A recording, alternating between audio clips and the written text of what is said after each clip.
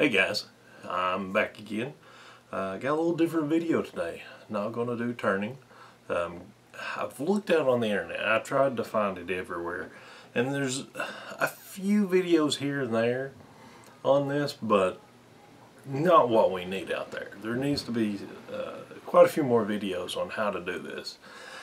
I've kind of come up with this little process on my own with a little mixture of what I've seen other people doing and the pictures I've seen. I've found all kinds of pictures on finished products, but not the process to how to make it. But what I have here, I have a silicone mold that I've made. Made it with the amazing high strength liquid mold making rubber. Basically it's a silicone mold. This is a box. If you go to Hobby Lobby or Michael's, any type of craft store like that, it's usually around 20 bucks. So not that much, and it doesn't take that much to make a mold like this. And what I've made this mold for, after I get done making a mess here, what I've made this mold for is to be able to insert on these knobs my pin tube. After I've wrapped it with something, whether it be, you know, some type of Cat 5 cable, a sticker, some type of personalization inside of that, whatever it may be, stamps. But after I wrap it, I've seen you can put like Mod Podge around the tube, around whatever it is you put around the tube to protect it from getting dissolved or chemically bonding with aluminite or whatnot. But that's what this is going to be for. Once you get your tube in there and you fill it full of clear casting, then you can see whatever it is you've wrapped the tube in. Once you get it turned down, polished up, it's just a clear. You could put like your favorite movie, like a Star Wars pin, or maybe even your favorite sports team. So that's what we're going to do today. Hopefully you'll like the video. Thanks. Alright, let me show you my setup here. Give you a little closer look at the one I've already made. Works quite well, but the blank that I made really wasn't working out to my liking, so I kind of tossed it. But what I've done is I took this parts holder. I got this from Michael's, and I believe it was in the jewelry making section. I think it's used to hold the different gems and stuff you can and beads to make jewelry, but it worked out perfect for this. As you can see, I just used one of these compartments, and what I'm doing is I've took a aluminite pin blank and I've cut it down to size, and this one's going to be for a bolt action oh, here it is, bolt action pin kit. And I've drilled the hole. What I've done is I took my pin tube and I found the largest punch out of my punch set that will fit inside of the tube. Not the size of the tube, but inside of the tube. And I've drilled that same size hole in the aluminite blank. Because what I want to happen is these little knobs here, once I get the mold finished, I want to be able to slide that tube on those knobs and it set in there. That way I can fill it up and it will set dead center of the pin blank. So I found that size punch set, which just happens to be 11/32, and then I found that same size drill bit, drilled it out, and now I'm ready to start my molding process. Alright, what we're going to do first of all, actually I'll need that punch back. I'm going to take my punch and say probably about maybe 1/4 to 1/2 inch back on the punch. I'm going to hold my thumb as a guide, and I'm going to put my punch. Is that the same? I got the wrong size punch. Hold on. This might work a little bit better. Alright, about a 1/2 inch down. Use that as a guide and put the pin tube or pin blank down that far on the tube. Now what we're going to do, I don't want to fill silicone all the way through this thing. I want it to have a gap in the middle of this. So what I'm going to do is I'm going to take some plumber's putty right here, and I'm just going to jam it back in there. That's a little dried out. We'll throw it away. I'll get some more of this plumber's putty out here. I'm going to roll it up.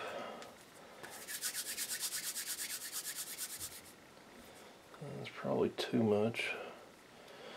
And all we want it to do is go from about that far on each side, right in the middle. So I've got that up in there and make sure my measurement's still accurate. Yep. I'm going to push this down in there. Probably have to do it a little bit at a time.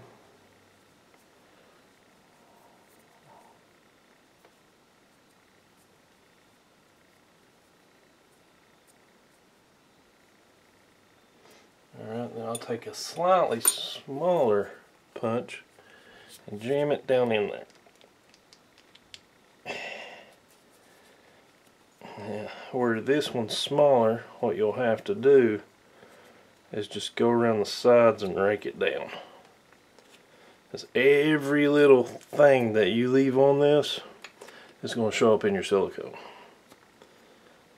Some of the stuff you think, oh, that ain't going to get in there.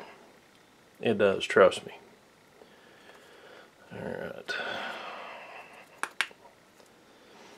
I've got that packed down in there. See what my distance is. About a 1/2 inch there.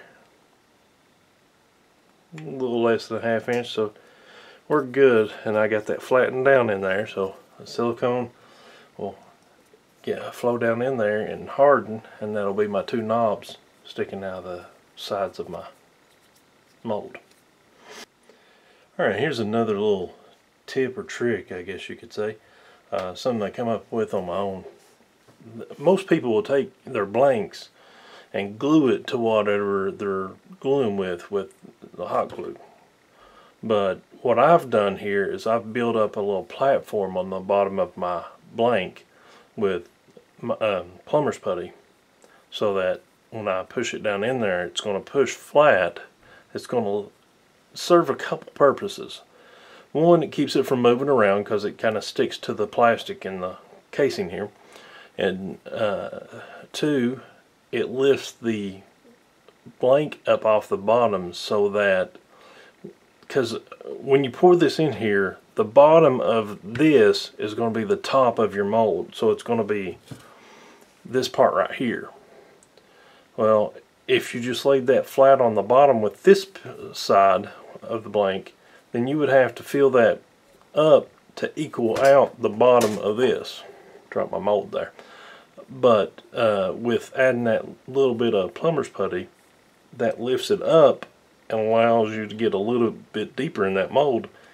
You don't have to fill it all the way to the top. You don't have to worry about trying to spill it or try to keep from spilling it, taking it to your pressure pot or vacuum chamber.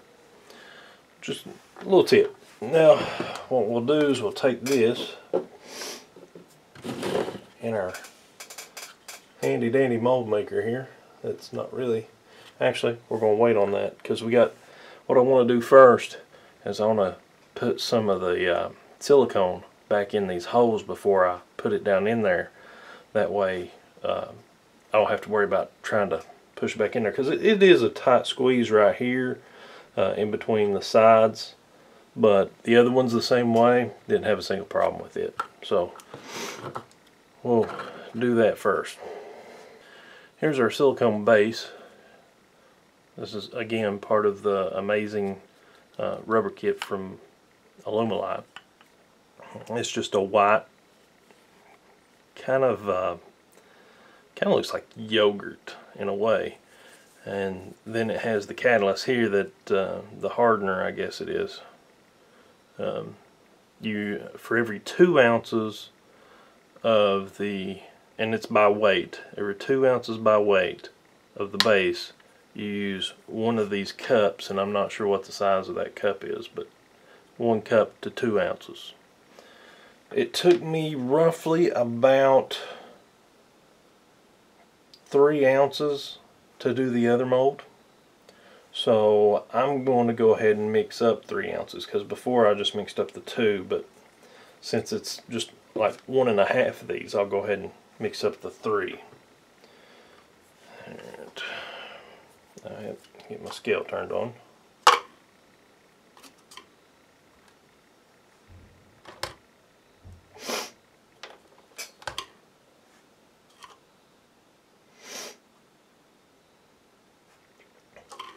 Now you want to take into account your stir and your cup and zero out your scale. And you'll see why here in a minute. You want your stir weight as well. This stuff is thick and you got to end up scraping it off, and it's hard to get off there. And to make sure you're measuring all of it, measure that as well. So I just got 1.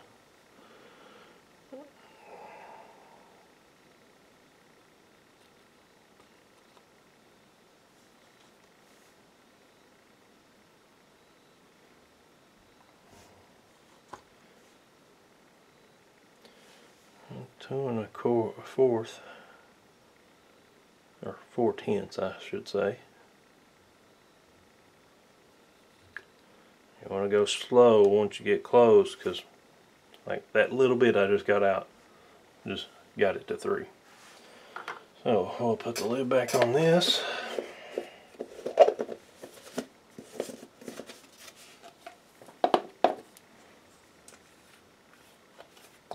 You want to shake this up good, because it tends to settle in the bottom.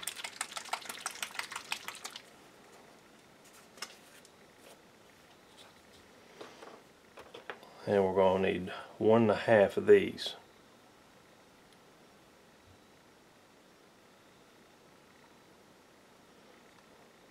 There's 1.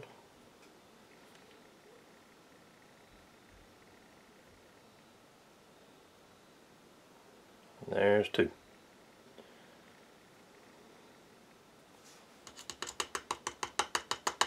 Now, just like the Alumilite, you want to make sure you stir this real good. That's one reason why I cut this cup off. It was too big for me to get my hand down in there and stir it real good. Well, I done this the other day, so I went ahead and cut it off. Looks like I made it pretty flimsy, but make sure you stir this up pretty good. Now, you really don't have to worry about air in this. With the Alumilite, you have to do the either a vacuum chamber or a pressure pot. This stuff, the set time is so long, you really don't have to worry about it, because all the air bubbles come out. It looked like on my first one I was going to have all kinds of air bubbles in it, but by the time it actually got dried, there wasn't a single visible bubble in it. But you'll make sure you want to stir this up real good. Scrape the bottoms, hit the sides.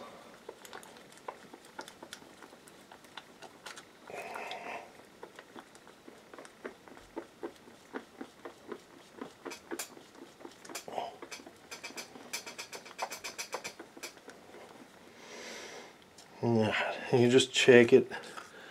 Here's what it looks like.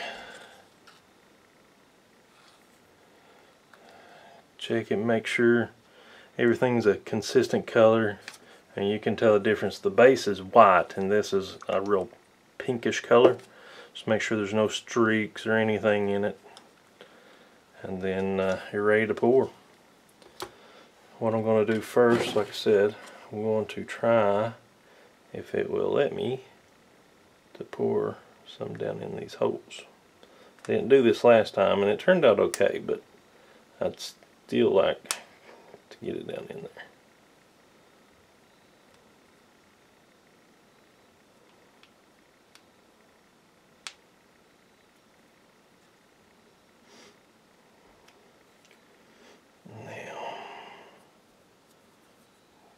a little bit over here. Just gonna let it flow down in there. And my other side's flowing out. Now it's at least got it started. Okay. Go ahead and set this down in here and get it centered. And it says the set time for this in the directions is 2 to 8 hours.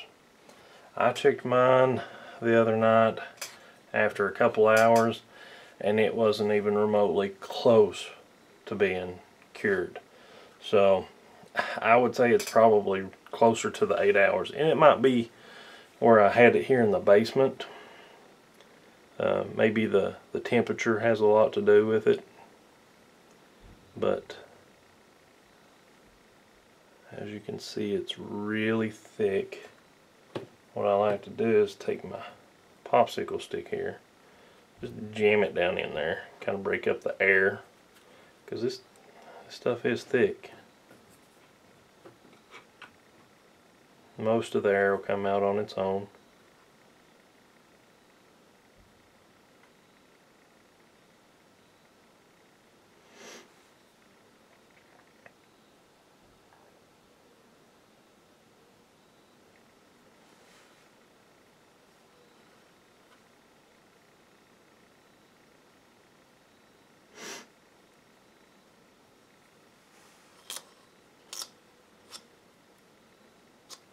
They say you want at least a 1/4 to a 1/2 inch all the way around your whatever it is you're molding of space for the silicone.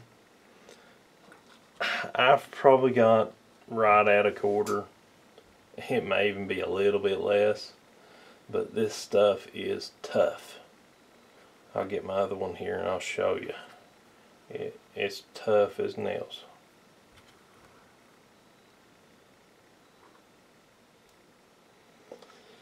Alright, that's got that. I'm just going to toss this. Now, you really want to make sure you got it level while it's curing. That way that your mold doesn't turn out crooked. But as you can see, there we go. You can see those bubbles in there. Those will all be gone when it cures. So I'm going to set this over here on my lathe. Just realized while I was getting this other one up out of the floor, I forgot to put mold release in it again. Not to worry though, it'll still come out of there. You have to do a little bit of prying that you normally wouldn't with the mold release, but this one right here, I didn't have any mold release on it, so, and it came out just fine. Took a little bit of prying, but it's durable. I mean, you can see here I can pretty much flip it inside out, and it's not hurting it at all. And you see right here, it's got a little bit of cut in that corner. That was self-inflicted, I guess you could say. There was a little bit of silicone right here I cut off of there, and that's what caused that cut. It's not because me prying on it, because I've been sitting here flipping this side right here inside out, dealing with that, trying to get the pin tube on there, and it's not hurt it a bit. It's pretty tough. But we'll be back when this cures up. Probably tomorrow when I come back down here to do that, and we'll go from there. I'll show you what our result is.